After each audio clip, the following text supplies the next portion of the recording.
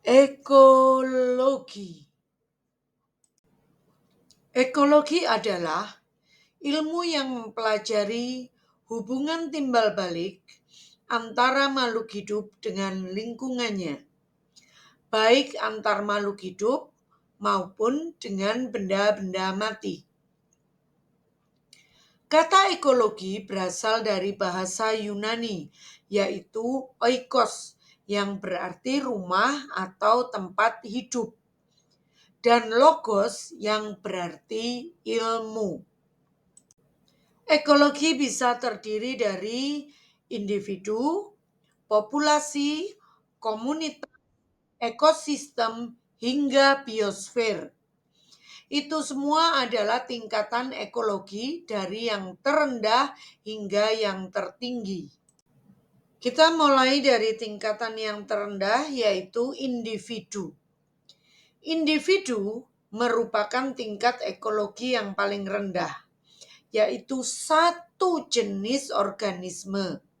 Misalnya, seekor kupu-kupu, seekor sapi, seekor ikan, seekor paus, seekor harimau, sebatang pohon kelapa, seorang manusia.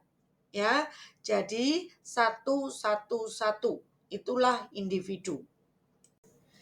Tingkatan yang lebih tinggi yaitu populasi. Populasi adalah sekelompok organisme dari spesies yang sama atau dari jenis yang sama yang hidup di suatu daerah tertentu dalam waktu yang sama pula. Contohnya, populasi 4 batang pohon kelapa. Contoh yang lain, populasi 2 ekor sapi di padang rumput. Tingkatan yang lebih tinggi dari populasi yaitu komunitas. Komunitas adalah sekelompok populasi dari spesies yang berbeda yang hidup di suatu daerah tertentu dalam waktu yang sama. Contohnya, komunitas padang rumput ini pada gambar terdiri dari 2 ekor sapi dan 3 ekor kijang serta rumput. Tingkatan yang lebih tinggi dari komunitas yaitu ekosistem. Ekosistem adalah sekelompok komunitas dan juga komponen abiotik atau komponen tak hidup yang memiliki hubungan timbal balik.